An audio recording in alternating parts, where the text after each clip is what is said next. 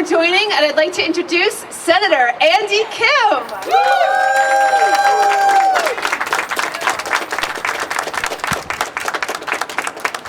Good morning, everyone. I'm Senator Andy Kim, and I just want to say thank you to everybody for coming on out and joining us here today. It's so important that we lift up and make sure that the American people understand what it takes to be able to meet this moment. And right now, more than ever, what we see is an attack by President Trump, by Elon Musk, against public servants, against people who are serving this nation, against people who are trying to deliver services to the American people in this incredibly difficult time. I don't have to be the one that tells you how challenging of a moment this is for so many people across this country, with high costs of living, challenges when it comes to housing affordability, when it comes to seniors being able to get their health care, when it comes to so many other things right now, people are struggling. So the fact that in this moment, President Trump and Elon Musk decide that this is the time to try to pull the rug out from underneath the American people by going after those who are serving our country. And not only just going after them and trying to fire them, but demonizing public service now more than ever. And why are they doing it? It's because public servants are people who serve our country, they serve our Constitution. They are not people who pledge fealty and loyalty to somebody who demands absolute power. That's understanding that, yes, we are about serving the country. And I know that because I myself was a civil servant. I worked for this country. I swore an oath to protect and defend this nation. And that's what this is about right now. And I really wanted to make sure we see that this is also something that's not just about what's happening down in Washington, D.C., but it's happening right here in New Jersey. That our federal government employees play a critical role in terms of making sure that the American people, the people of New Jersey, have the resources that they need, that they know who to turn to when they're down on their luck and need some help, and that we are able to make sure that we can provide a life of dignity and decency for everybody. Our public servants deserve better than what is happening. They deserve to be treated with respect. So I wanted to show up today, show my respect for those who serve our nation, and be able to say that I will do everything I humanly can to be able to protect their jobs, protect their service, and be able to protect the American people from this administration that is doing everything that they can to dismantle this. And why are they doing it? They're trying to dismantle it. I mean, when you're going after the inspectors generals, when you're going after those who are the watchdogs, it's because they don't want people to get in their way of their corrupt agenda of trying to make sure that they can provide tax cuts to the billionaires, government contracts to their donors and their businesses. And they want the American people to be blind to the challenges and the corruption that they are trying to undertake. So I'm glad to stand here, stand with our federal workers, stand with the American people. Thank you. Thank you.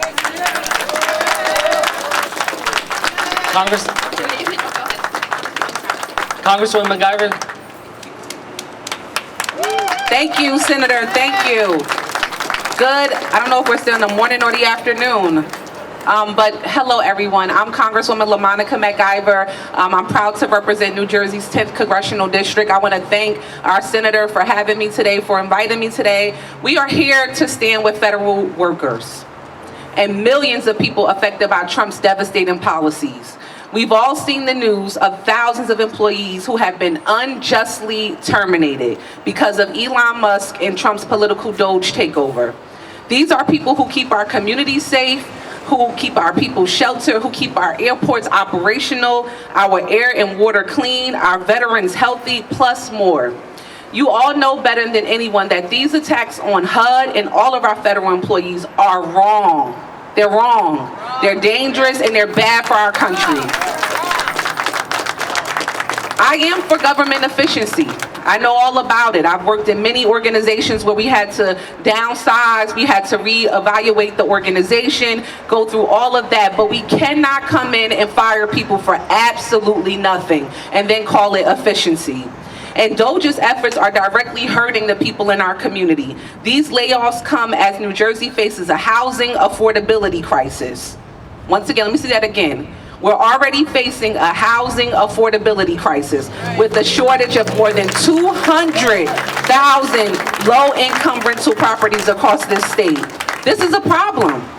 Earlier this month, I introduced the Merit Act to bring justice to federal employees who have been fired by Musk and his Doge cronies.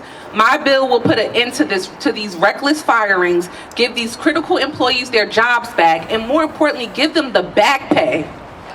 Our Merit Act has already 80 co-sponsors and counting. And it has been endorsed by our amazing union partners. I would like to shout them out, the NTEU, as well as AFG, IFPTE, SEIU, and NIFI. And Trump and Musk aren't just firing federal employees. We cut on the news, we see all of the craziness happening. The Trump administration is putting a stop to funding that would create more affordable housing. And those who know me know affordable housing is dear to my heart. All of this so that they can give their billionaire donor buddies tax breaks. It's disgusting. In the wealthiest country on earth, there are over 700,000 people that are homeless, that are without addresses. And 20 million more should not have to spend over half of their income on mortgage or rent, like they're doing each and every day to keep a roof over their heads. Gutting these critical programs and firing HUD employees like Trump and Musk are doing only calls for more people to be without a safe place to sleep, without food on their table, without health care. Trump and Musk and the Republican GOPs are dangerous. In this trifecta Republican government, our options may be limited, but that doesn't mean we give up. Are you going to give up? No! Are you going to give up? No! No, we are going to stand up, and we will stand up to Trump and Musk. I know that's what I'm going to do because that is what my constituents have elected me to do here in the 10th Congressional District. We are seeing the tides begin to turn. Just last night, the Trump administration backpedaled on thousands of firings thanks to the efforts of federal workers and unions in the courts. This was a hard-fought win, but we cannot stop here. There are thousands of employees that have been fired and thousands more who don't know if their job will be there in the morning. We must pass the Merit Act to ensure all Doge-fired federal workers get their jobs back and get their back pay. And we must continue to fight for the people in New Jersey. I want to thank our senator again for having me and for speaking up and standing up for the employees, and to all of the union advocates here who do the amazing work each and every day with not laying down and taking this Trump and Elon Musk administration easily. At this time, I am glad to turn it over to my friend, my colleague, a true fighter and a visionary for the people of the 8th. I like to call him my resilience partner in this work, in this fight that we're in. From the 10th to the 8th, help me welcome Rep. Rob Menendez. Thank you so much, Congresswoman McIver. Thank you, Senator Kim. Thank you to everyone who's here today. It's great to have so many incredible partners in Washington. Andy and LaMonica have been true champions for their district, for their state. And we are fighting every single day. That is the top line message, not for the folks who are standing behind us, but for everyone in New Jersey, that your New Jersey delegation is fighting every single day against the harmful impact of this administration. And I'm proud to stand here with all of you. I'm proud to stand here with all of the unions that are represented here today, with all the advocates that are here today. People rightfully look to their elected representatives and ask what we are doing. We are fighting, but we need to do this together. We have so many incredible partners that we rely on who are in the fight every single day, who are lifting the voices of their members, and we could not do it without them. So thank you all so much for what you do. And we want to talk and bring to life the stories of those impacted by what's happening with the harmful cuts that this administration is seeking to make, specifically with respect to housing. These cuts to the housing programs and the civil servants who make them possible are completely unnecessary and will do immense harm to New Jersey families. Access to safe, affordable housing is a fundamental right, yet too many across our state and district struggle to find it. In this moment, with these challenges, we should be doing more, not doing less, which is what this administration seeks to do. Together with our partners in state and local government, we have been working for years to identify new solutions to these challenges. Now, not only is President Trump standing in the way of our progress, he's actively making the situation worse. Almost 300,000 New Jerseyans rely on federal housing programs to stay in their homes, to be part of our communities, to contribute to what makes this state so incredible. That includes nearly 40,000 in my district alone. Many of them come here to the HUD field office for help processing their applications and receiving their housing benefits. But President Trump wants to close this in so many offices across the country. He wants to fire the people who work here, who every day are public servants, serving the people that we serve alongside of them. And he wants to leave tens of thousands of New Jerseyans stranded without access to safe and dependable housing. That sounds like a terrible outcome for so many New Jerseyans, and one that we refuse to accept. Because of this president's priorities, vouchers for low-income families will be stripped away. Grants to build new homes and reduce the deficit of affordable housing in our communities will be eliminated. Funds providing stability for the unhoused will be depleted, and safety nets for our most vulnerable neighbors will cease to exist. We will not tolerate this attack on our communities, just one of the many unprecedented cuts to programs that our constituents rely on. Along with Congresswoman MacIver, who mentioned her Merit Act, which I am proud to be a co-sponsor of and look to continue to build support for, we're taking action in the House. In addition to Congresswoman MacIver's legislation, we're also a part of the House Litigation Working Group and Rapid Response Task Force to identify opportunities for litigation moving forward. We're already seeing success in the courts. We will continue to press there. I know Senator Kim and his colleagues are working hard to combat these challenges as well in the Senate. We are all working hand in hand. We must continue to present an alternative to the American people, one that addresses the housing crisis and proposes real solutions. I will continue to push for critical bills like the Housing Crisis Response Act and the Ending Homelessness Act, which would generate historic investments in affordable housing, make housing choice vouchers available to every eligible family, and make real strides in the effort to reduce homelessness. We know that people want a stable place to live and raise their family. That's what we're fighting for. Simple, common sense solutions for not just all New Jerseyans, but all Americans. That's the fight that we're in. So I want to thank Senator Kim and Congresswoman MacIver for their partnership, for the partnership of all the folks here today, and I'm looking forward to continuing the work ahead. Thank you all so much. All right, our next speaker is Stacy Berger. And speakers, please try to keep it about 2 or 3 minutes from here on out. All right, Stacy, thank you. I love how you said that right before I get it.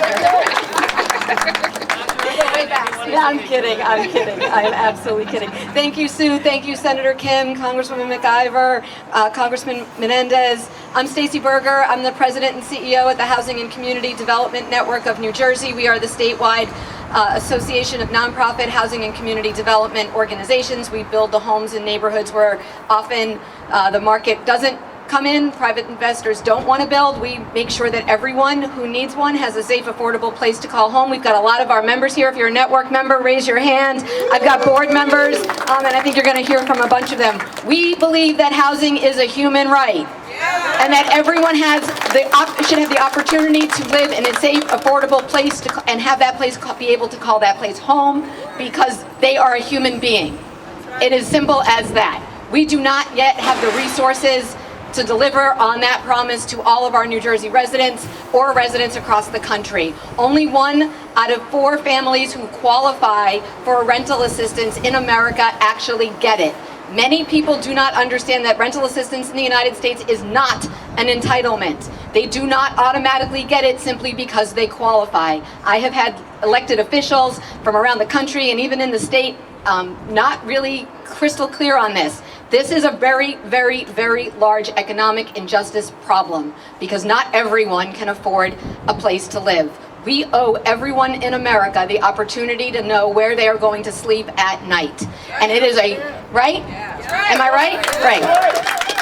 My colleagues and I get calls every single day from people looking for an affordable apartment to rent for their family. We do not have that housing stock in New Jersey. We are on the precipice of the 4th round of Mount Laurel housing responsibilities, so these cuts could not come at a worse time. We need not only the resources that HUD has been allocated, but also the people to make them happen. We are only as good as the people who work for the agencies who are delivering the resources Americans and New Jerseyans need and deserve. Our housing delivery system for low-income folks and folks at the margins is like a lottery system. I once called it the Hunger Games under Chris Christie, and it has not really changed. If you are eligible for a rental assistance voucher, you have to apply for a lottery. That's the only fair way to do it, because there just is not enough there are not enough homes for people who need them. Even if you have a rental voucher, you can face discrimination. We know that in New Jersey, the Division of Civil Rights at the Attorney General's office has been working tirelessly to enforce the law against discrimination that prevents landlords from keeping people out of their homes simply because they are using a rental voucher to pay for it. So even winning that lottery, getting that Willy Wonka golden ticket does not guarantee people a place to live, because we simply do not have enough of them. So we need to build more. HUD is a lifeline for tenants and our community developers who serve them. We have an enormous housing crisis. Both of the Congress members discussed that in detail, but we know that we have 200,000 homes that we are missing in the market. We just last week released a report with our partners at the National Low Income Housing Coalition, NLIHC, that called The Gap, and that identifies all of the places in America where there is a gap between the number of people who need homes and the homes that are available. New Jersey is short 200,000 homes for extremely low income people. How will we get those homes if the folks in this building and around field offices around the country cannot do their job to help nonprofit developers and some for-profit developers build the homes that people want and need? In the richest country in the history of the world, it is simply unconscionable and immoral that we have anyone, let alone a person who has served in the military, sleep on our streets or go without food or not know where they are going to be tomorrow. It is not an entitlement, but it should be. It's a lifeline. Rental assistance is a lifeline that keeps people off our streets and in safe places. Whoever is running DOGE, because it's not, I guess, legally clear, if you want to save money, keep people housed. It is less expensive to keep people in their homes than it is to put them in shelters or deal with it after the fact. These cuts, along with proposed diversions at the state level from the Affordable Housing Trust Fund, will leave residents in New Jersey without the social safety net they can rely on. This is what government is for. It is to make sure that we are giving the people who need resources, who can't get them for themselves, the ability to get what they are entitled to. And everyone, just by virtue of being a person, is entitled to a safe, affordable place to live. We appreciate the leadership of Senator Kim and Congress members McIver and Menendez. We are so grateful that you are fighting these cuts, and the rest of we hope that the rest of the New Jersey delegation does too. Thank you, Stacey. All right, next is Ms. Darlene Jackson, an individual who is affected by the HUD cuts.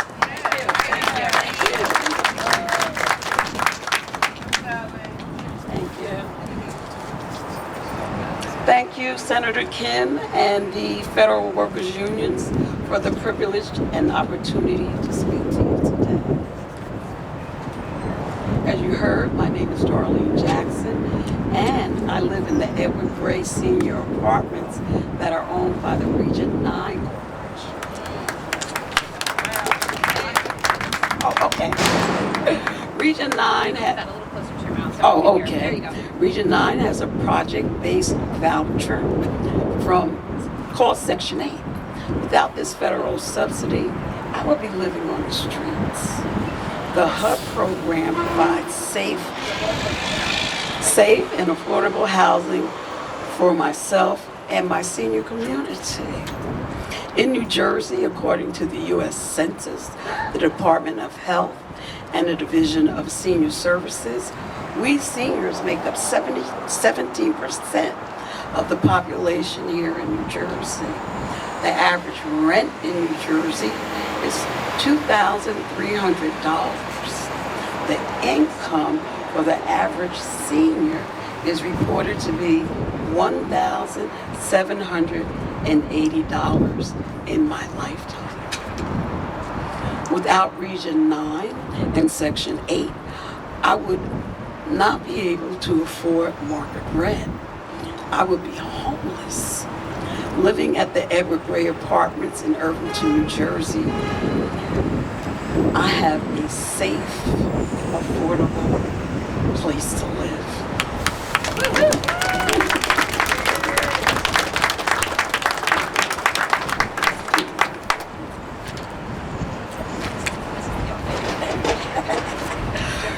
Okay, Region 9 not only provides me with a safe and clean place to live out my final years, it affords me dignity, stability in a community of seniors that have become my family.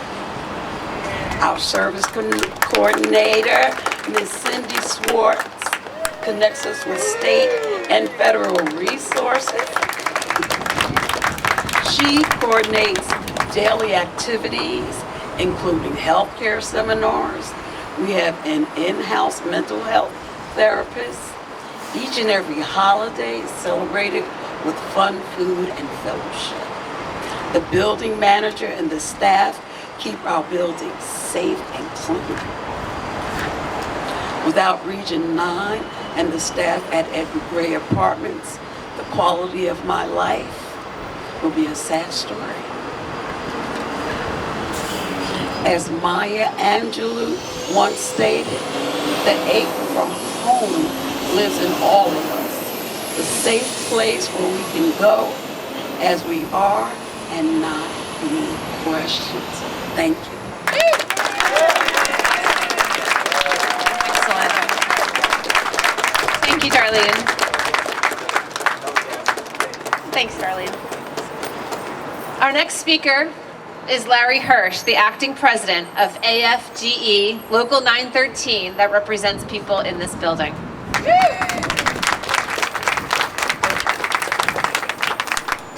Thank you, Sue. As Sue said, my name is Larry Hirsch. I'm the acting president of AFGE Local 913. We represent the workers at HUD in New York and New Jersey that are working right upstairs. Okay? I first want to say that I was gratified to hear this morning that the Trump administration followed a court order and that some of our unjustly fired employees, at least for the next 2 weeks, have got a reprieve.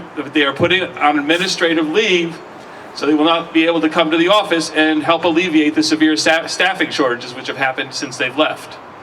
But I want to really thank a big shout out to Attorney General Matt Platkin. It was him and the Attorney Generals of other states that brought this case. They approached us, we worked together on this, and really want to thank him and his staff. First, let me thank Senator Kim, Congressmembers McIver and Menendez. We thank you for your support. I want to shout out Sue, who responded very quickly to when we reached out a few weeks ago. Immediate response from representing the senator. Thank you all. The workers I represent are traumatized, confused, not knowing where they will be working or if they will have their jobs. New Jersey needs the Newark office, okay? New Jersey needs this office. It's required by law. The Dole Amendment of 1989 said there had to be a HUD office in every state. So it needs a Newark office. From down the shore to the shores of the Hudson,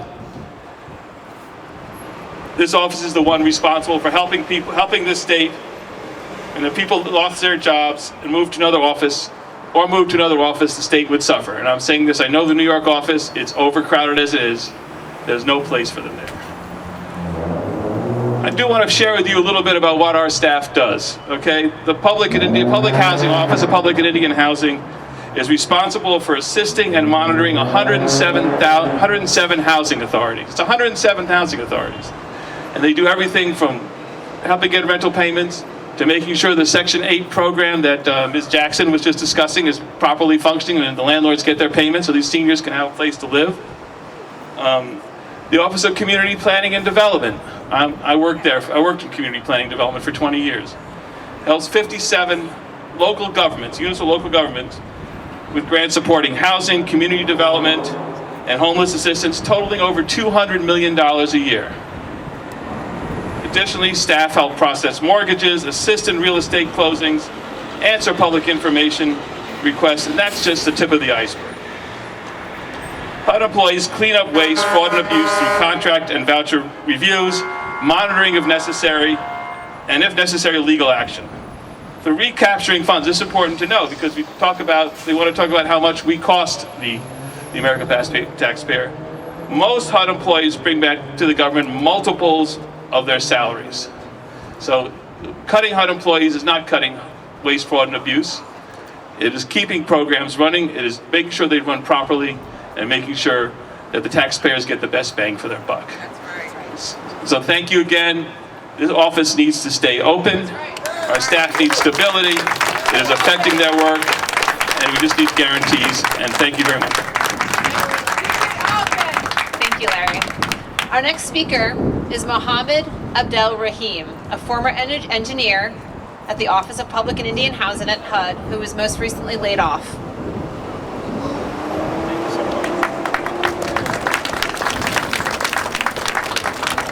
Good morning, everyone. First, I want to thank Senator Kim.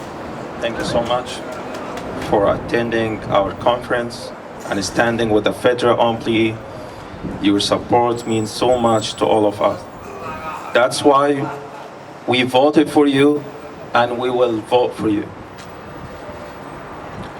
Thank you so much, all members in the union.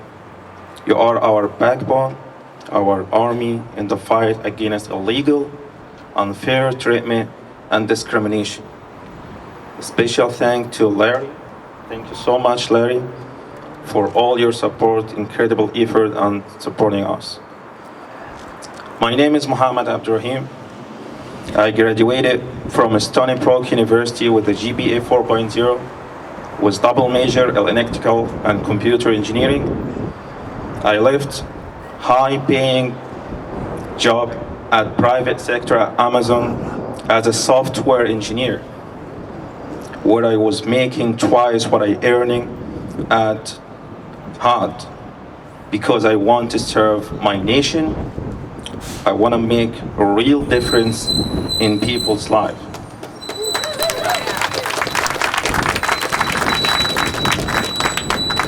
At HUD, my job was to ensure the low-income families lived in a safe and decent housing, home that we ourselves would be proud to live in. My daily duty involved conducting investigation and inspection on complaint that comes from the Office of Inspector General, OIG, the FBI office, and tenants themselves. Some of these cases involved serious fraud, life-threatening condition, and I worry about how these complaints are being handled now that I have been unfairly terminated. My team and I worked to ensure Public Housing Authority complied with the federal regulation protecting both taxpayer and vulnerable families. As a federal employee, we took an oath to serve our nation, uphold the Constitution. That commitment goes beyond politics. It doesn't matter if you vote or you are Democrat or Republican, whether you voted for Trump or didn't. We all American, united in our mission to serve the people. And when we took our oath, we ended with "So help me God." Today, we continue to seek that help because what is happening to federal employees is wrong, and we will not stay silent.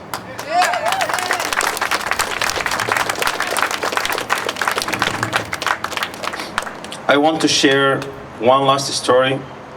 A friend of mine, CPA, who once worked for the IRS, left high-paying job at top accounting firm Pricewaterhouse Corporation to serve her country. She was battling cancer and joining the federal government for its health care benefit. But she was unjustly fired without her federal insurance. Her doctors has now told her she may have only 2 weeks left to live due to stress and depression. No American, no human being should have to go through this. To all my fellow federal employees, we will continue to fight our people. We will continue to fight for our people and our nation. This country is our home, and we will stand up for what is right. God bless America. Thank you, Mohammed. Our next speaker works for the City of Trenton, administering housing assistance after benefiting herself from that same assistance. Please welcome Gabrielle Douglas. Oh, there she is. Good morning, everyone. Thank you, Senator Kim and the leadership team for inviting me here today. My name is Gabrielle Douglas. Let me let the cop pass. My name is Gabrielle Douglas, and I am a proud daughter of the Jamaican immigrants, born and raised in the capital city of Trenton. My family came to this country in search of a better life, but poverty followed us. With limited resources and opportunities, all we had was each other. I watched my mother and my grandmother work tirelessly, day and night, just to keep the food on the table and a roof over our heads. Because my mom only had a green card, many support systems were limited, forcing her to work 3 times as hard as she did, just to survive. Growing up in Trenton was not easy. At the age of 16, I became pregnant. People told me I would never amount to anything, that I'd become just another statistic, a black teen mom trapped in a cycle of poverty. After high school, I found myself in a homeless shelter while trying to navigate college and secure stable housing. I relied on SNAP benefits and pushed through life's hurdles just to get by. But everything changed when I became involved in federal programs like TRIO and the Educational Opportunity Fund. These programs didn't just provide resources, they gave me the support, guidance, and opportunity I needed to earn my degree and change the trajectory of my life. Before starting my career, I dedicated myself to advocating for teen moms and ensuring young people like me had access to resources. That passion led me to a city job where I worked with federal grant programs like the Emergency Solutions Grant, Community Development Block Grant Program, COC, Continuum of Care, and Home. Sorry.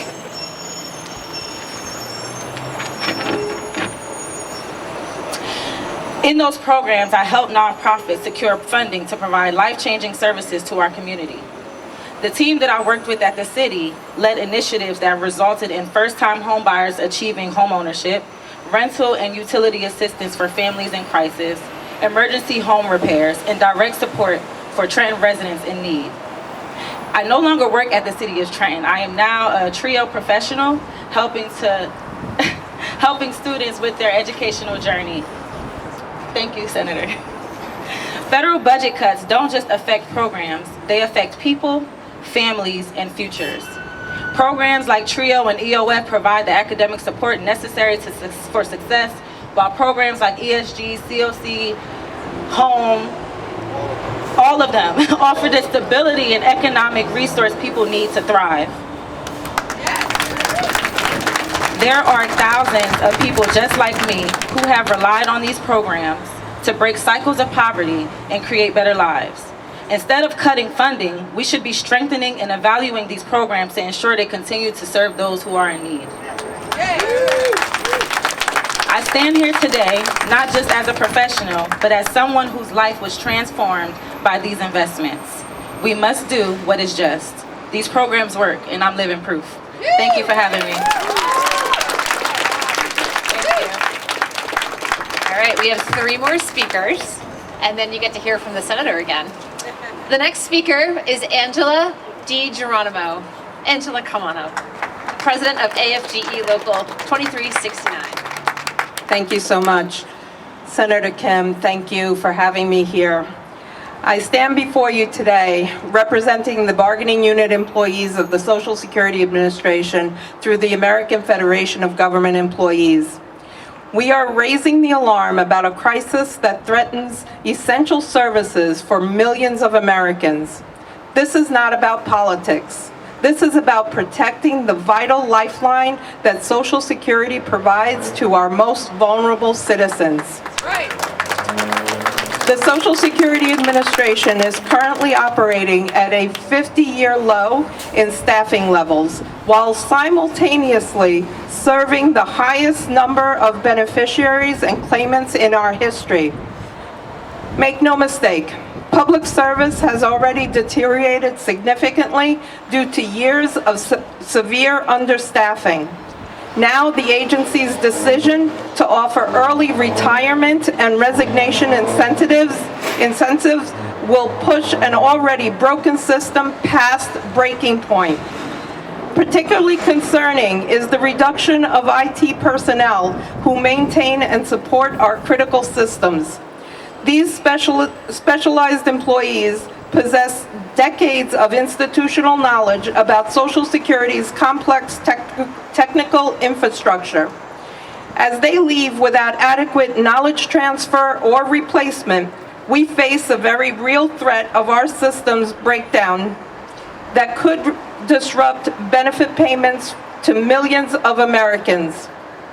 When these legacy systems fail, it's not just an inconvenience. It directly threatens the financial security of our nation's most vulnerable citizens who depend on timely and accurate benefit payments. Our frontline employees are now being forced to implement counterproductive policy changes that create additional barriers for beneficiaries. The agency has implemented new restrictions on direct deposit changes, falsely claiming widespread fraud despite the rigorous verification procedures our employees already follow. These frontline workers must now turn away beneficiaries who previously could handle these matters by phone, directing them instead to visit overcrowded offices in person or navigate complex online systems. These new restrictions will disproportionately impact our most vulnerable beneficiaries: elderly Americans, people with disabilities, and those without reliable internet access. Our frontline staff, already overwhelmed by unprecedented workloads, must now manage increased foot traffic and explain these unnecessary barriers to frustrated citizens who simply need access to their benefits. The proposed cuts to federal agencies like SSA don't represent efficiency. They represent an abandonment of our responsibility to serve the American people. We need proper staffing and resources to fulfill our mission, not further reductions that compromise the essential services New Jersey residents and all Americans depend on. I want to thank Senator Kim and Representatives MacIver and Menendez for all their advocacy on our behalf. We couldn't do it without you, and we stand with you. All right, we've got two more, and then you get to hear from the senator again in his closing remarks, and we are right on time. Great work, everyone. All right, our second to last speaker is David Weiner, the president of CWA Local 1081, and a legend. Thank you, sir. Hold on. I don't need these to read.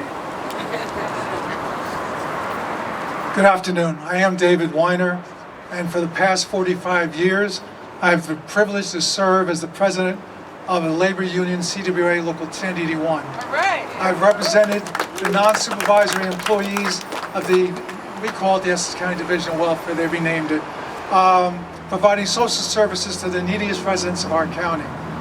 We administer the social programs that include TANF for families, SNAP, which is a food stamp program, general assistance for single individuals, Medicaid, and emergency housing, amongst more.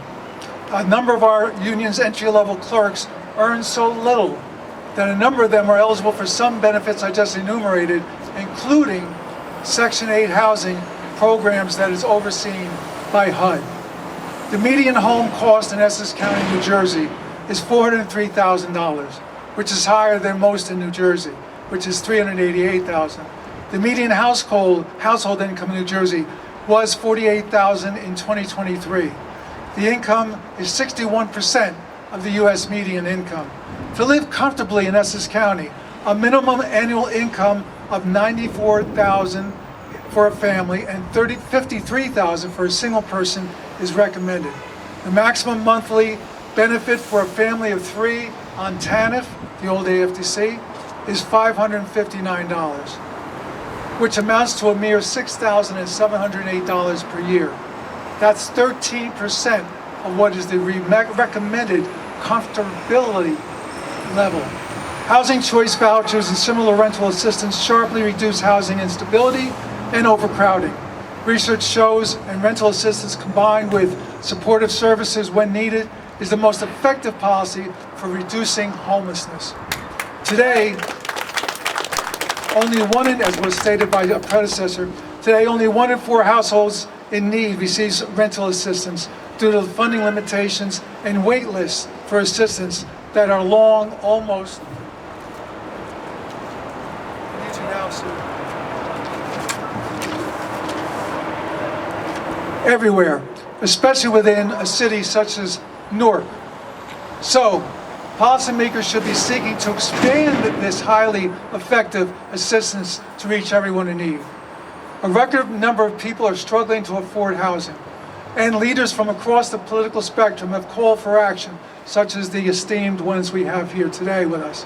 However, the Trump administration, including Elon Musk, and the Department of Government Efficiency, DOGE, has taken one step further and that will undermine the most effective policies to help people afford housing, including cutting housing and urban development staff, withholding urgently needed funds, and making harmful policy changes.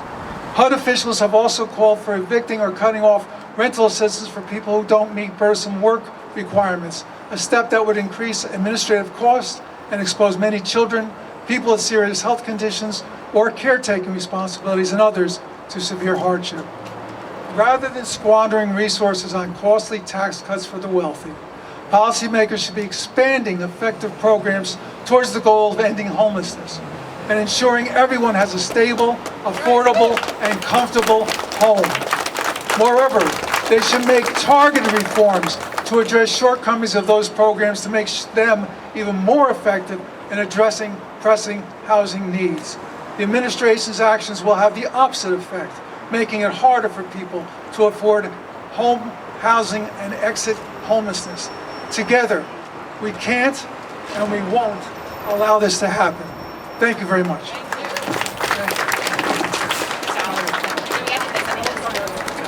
All right, our final speaker before the senator is Adam Cartagena, the president of AFGE Local 1012 and also a nurse at the Lions VA Medical Center. Hello everyone, my name is Adam Cartagena. I want to thank Senator Kim for inviting me here to speak today. I'd also like to thank his amazing staff, Amy and Sue and Maddie. Thank you for putting this together. I'm here today representing AFGE Union District 2 and Local 1012, of which I am the current president. I'm a registered nurse. I work for the VA. I know Senator Kim cares about federal employees at the VA. I know he respects and values the work we do. I also know he loves nurses because his mom was a nurse. I work with combat veterans on a PTSD unit. It's a very demanding work, but I love what I do. And I do it proudly because I recognize how important the mission of the VA is to all our veterans and their families. I understand that for many of our veterans, it's the one place where they know they will get the help they need and be treated with the dignity and respect they've earned. When veterans come to me and thank me and tell me how being on my unit saved their life, kept them from committing suicide, I know that what we do at the VA truly impacts the lives of not only our service members, but their families and friends. I work with many amazing, dedicated healthcare providers, doctors, nurses, nursing assistants, and support staff. All of them play a vital role in creating a welcoming, healing environment for our vets. Many of the staff are veterans themselves. I ask you, who's better qualified to understand the unique healthcare complexities of another veteran? These are the employees that work at the VA, and I'm honored to work beside them. But today, I am concerned. Today, I am angry. Today, I'm worried. Not just about our veterans, not just about the VA, not just about my AFGE members' jobs. I'm worried about my country. Since Trump administration, Elon Musk and his Doge gang started threatening, intimidating, and firing federal employees, spewing hurtful lies about those who work in the federal government, it has become a hostile work environment. When I walk through the various units in my hospital to visit our members, where I once used to see smiles, I'm now greeted with solemn faces that have the look of fear and uncertainty in their eyes. They ask me if they will have jobs tomorrow. I tell them to focus on our mission of caring for the veterans and remind them that they have a fully enforceable collective bargaining agreement and that AFG will fight for their rights under that agreement. So I say here today to all our AFG members and sister unions who are defending our employees' rights against a hostile administration that's hell-bent on trying to dismantle the foundations of our government agencies so they can privatize them and make tax cuts for the top 1%. We must remain united and speak truth to what is a scam and a distraction. We have a tyrannical president and his billionaire savant, and they're trying to put a tax cut on the backs of the American workers. Let's see. I think that's all I have. But I want, there's a lot more. I mean, this guy has a golf course 10 minutes away, a country club 10 minutes away from the VA. Has he ever once come to see the veterans there? Has he ever once visited? You know, is that somebody that cares about the veterans that have served this country? I ask you. Anyway, thank you, and I want to hand the mic back over to Senator King. Thank you. And those stories are so important. And that's what I hope that the American people take away from this moment right now. Because I understand. When you have someone say, hey, wouldn't we want to save some money and cut some spending? Wouldn't we want to have a smaller government? The American people, a lot of people will say, okay, that sounds good. But when you actually talk about what is going to be cut, when you talk about what services are going to be affected, and when you talk about the support to our veterans, where we're seeing tens of thousands of VA employees being cut. And not only that, but how many federal employees are veterans that served our nation. This is the largest attack upon veterans. This president is going down as the president that fired the most number of veterans in the history of this country. These are the challenges and the problems that I want the American people to see. And it's a sick irony, the idea that the richest person in the world is complaining about public servants' salaries and calling them overpaid while he is there at the Pentagon doing oversight over a department that gives his companies billions of dollars in contracts. That is a conflict of interest, and that is what we call corruption. And that's what this is about. It's not about efficiency, it's about padding their wallets.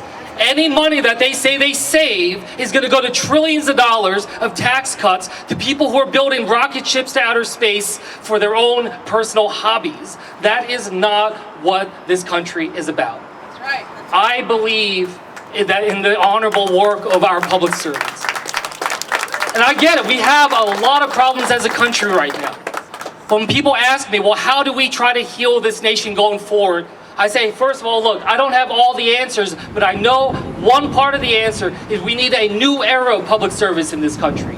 We need a new ask not what this country can do for you kind of moment that the public servants here in this building and across this state and across this country have answered that call. We have to keep this building open.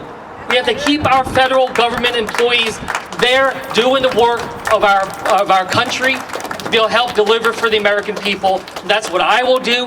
I know Congress members MacGyver and Menendez and others in the delegation will as well, but we can't do it alone, which is why we wanted to bring this conversation out onto the streets in Newark and across our state to be able to make sure people understand. So thank you to the speakers today. Thank you to everybody as we lift up, protect our public servants, and protect our country. Thank you, everyone.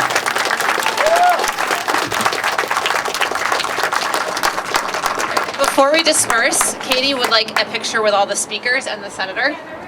So if we could just kind of squish in. Everyone who spoke, and even if you didn't, come on in. Squish on in. You were speaking, I'm sure, in your hearts.